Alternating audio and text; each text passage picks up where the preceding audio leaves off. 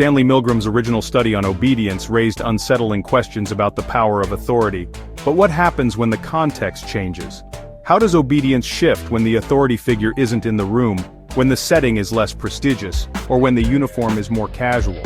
In a series of clever variations, Milgram manipulated key situational factors, location, proximity, and uniform, to see how they influenced obedience levels. Let's break down these findings, and critically evaluate what they reveal about human behavior. Welcome to Life TFA. It is because this life is lived at 3 levels: as we think, as we feel, and as we act. I am Ahmed. I have some experience teaching, training, and talking about behavior, mind-brain, psychology, and psychiatry. I am here to dive deep into these issues with you. In the original study, the experiment took place at Yale University, a setting associated with prestige, trust, and academic credibility. When Milgram moved the experiment to a run-down office building in Bridgeport, Connecticut, obedience rates dropped from 65% to 47.5%. This shift suggests that the legitimacy of the institution plays a key role in how likely people are to obey. The drop in obedience supports the idea that institutional authority contributes to perceived legitimacy. When the context seemed less formal and the authority less official, participants were less willing to go along with the commands, reinforcing how context shapes compliance. But while the drop in obedience is notable, it wasn't extreme. Nearly half still administered the highest voltage even without the university setting. This suggests that while location plays a role, it may not be the most decisive factor. People may be influenced more by the presence and behavior of the authority figure than by the institution itself. In real-world terms, this finding raises concern. It implies that obedience doesn't only occur under powerful institutions like the military or government. It can also emerge in everyday low-status environments, as long as someone is perceived to hold authority, something with significant implications for understanding obedience in less regulated settings. Another variation examined physical and psychological distance, what Milgram called proximity. When the learner was moved into the same room as the teacher, obedience dropped to 40%. When the teacher had to physically place the learner's hand on a shock plate, it fell further to 30%. And when the experimenter gave orders by telephone rather than in person, obedience plummeted to 20.5%. These figures show that the closer the victim, or the more removed the authority, the harder it is for people to obey.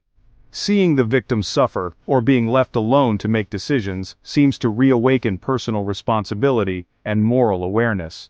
The significance of this variation lies in what it reveals about emotional distancing. When people are physically or psychologically removed from the consequences of their actions, obedience is easier.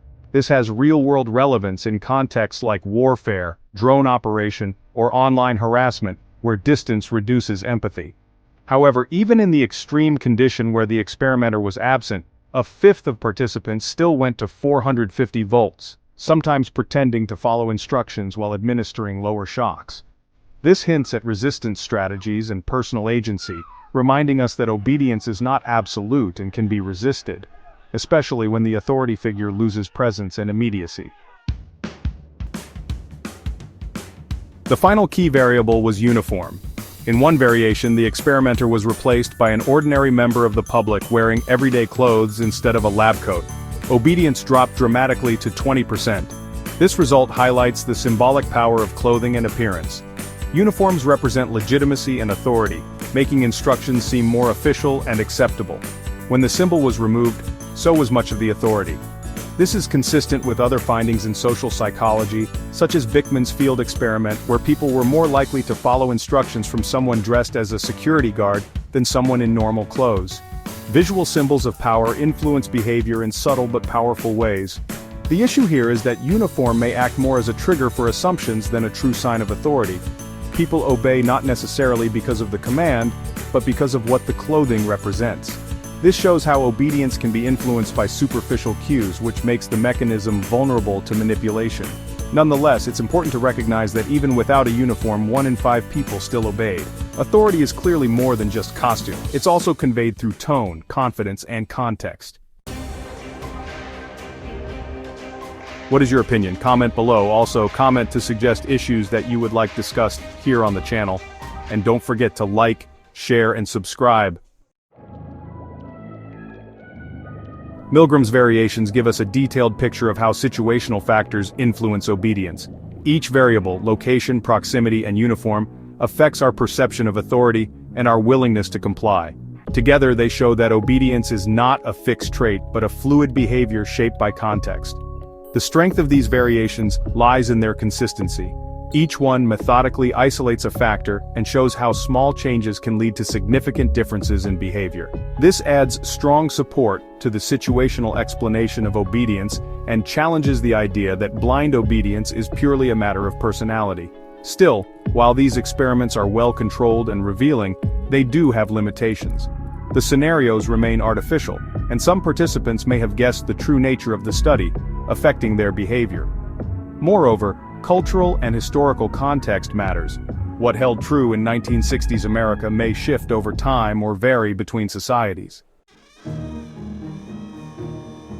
From rundown offices to casual clothing and distant instructions, Milgram's variations reveal just how malleable obedience really is.